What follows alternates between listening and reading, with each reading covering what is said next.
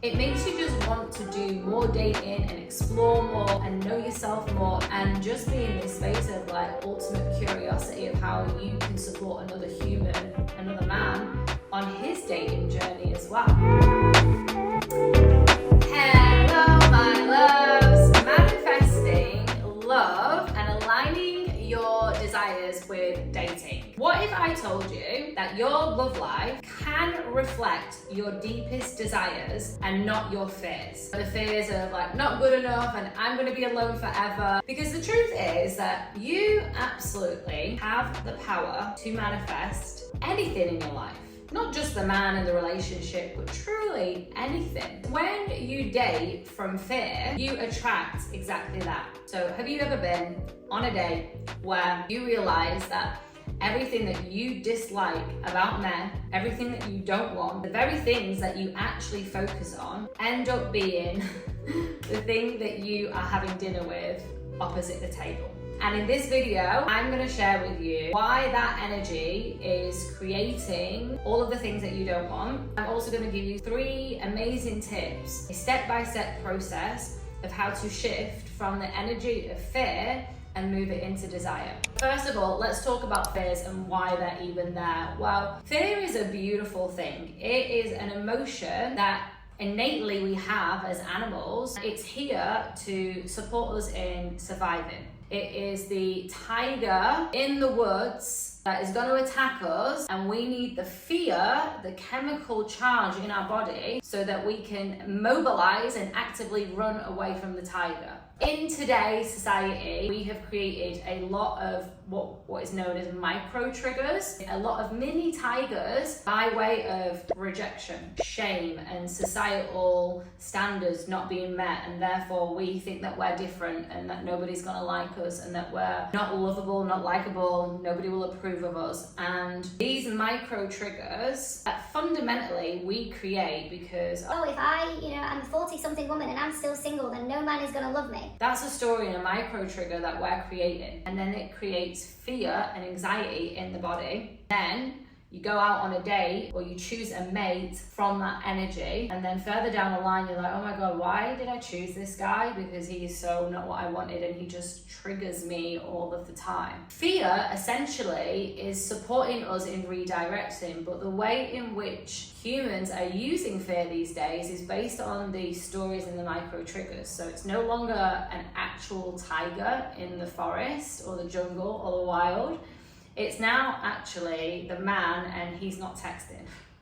Or it's the man and he's left the toilet seat up. Or it's the man and he doesn't, show up on time every single time I want him to. Just start to notice where you're creating fear-based thinking that actually isn't really serving you. When we're in fear, our body's in that survival state. So our window of what we can see as opportunities shrinks. We start really having to just see things in a real narrow-minded way because we don't have energy to explore all of the amazing possibilities because we're in fear. So we've got to look at that exact tiger and that exact threat. Taking this into dating is not serving you, my love, because you're going to make choices, be it from meeting someone in the wild or online dating. You're going to meet people from that energy. What you are holding is what you're going to attract. So if you want to think of these thoughts that you're having, that you're too old and you're too late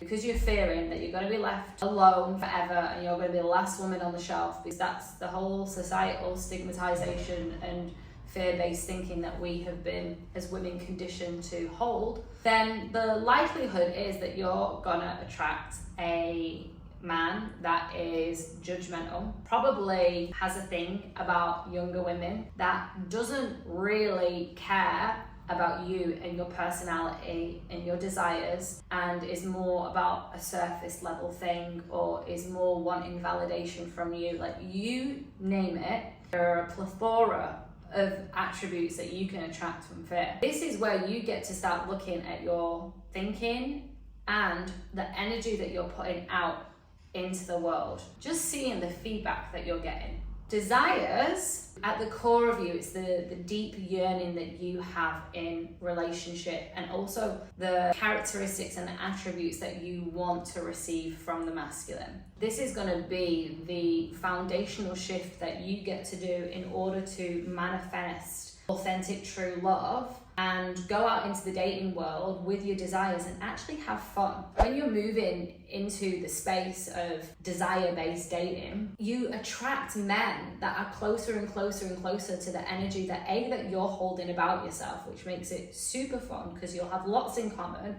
And it'll be an energy of vibration. Even if you're not meant to be together or you're not the one, you'll have like this safety building mechanism where it's like, oh, good men do exist. Oh, men that do like what I like exist. And you get to be unattached, right? Until you get the ultimate chemistry that is your person. So desire-based dating is way more fun, and it leaves you in this space of like rebuilding your own self-trust, because it's like, oh, I do deserve that what I think I am. So you go out there and you can see that how you feel and the worth and the work that you do on yourself ultimately is the thing that's going to create so much magnetism in your aura, in your field, that men that want that type of woman that you're embodying will just be like floating to you, flowing. You'll be in overflow. It makes you just want to do more dating and explore more and know yourself more and redefine more and just be in this space of like ultimate curiosity of how you can support another human, another man on his dating journey as well. Let's get into the steps, because everyone wants to know how to desire-based date. Number one, you gotta get clear on your desires. You gotta know what it is that you want. Book out Sunday afternoon, 3 till 6 p.m. and get really, really reflective of what you didn't like in your last relationship, what you don't like about how men treat you or how other people treat you. It doesn't necessarily need to be a man. Get really crystal clear on what it is that you desire, so your standards work.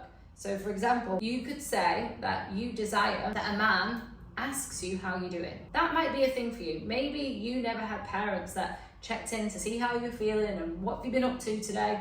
So having a man do that for you, beautiful. And you also get to do that for yourself. You get to check in. How am I feeling today?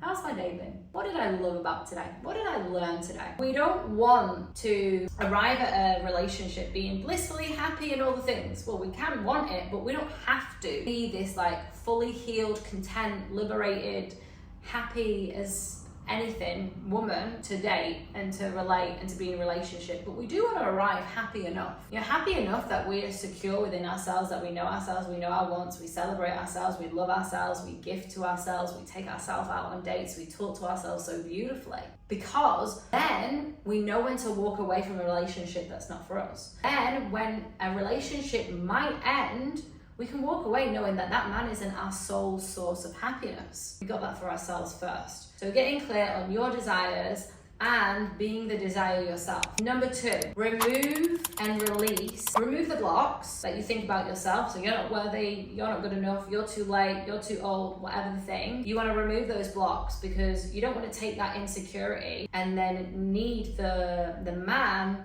to keep proving to you that that's not true. Look to him for validation to disprove those beliefs that you have.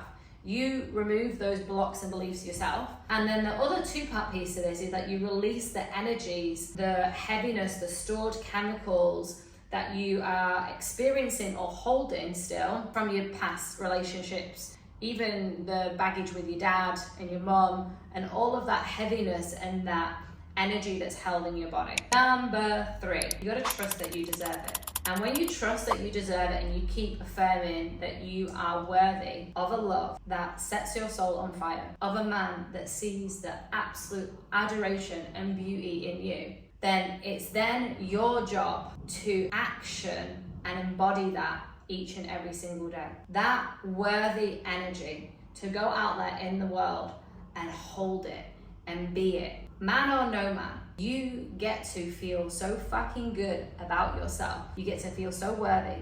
You get to love yourself so much that you become so unattached to anyone else having to meet you there.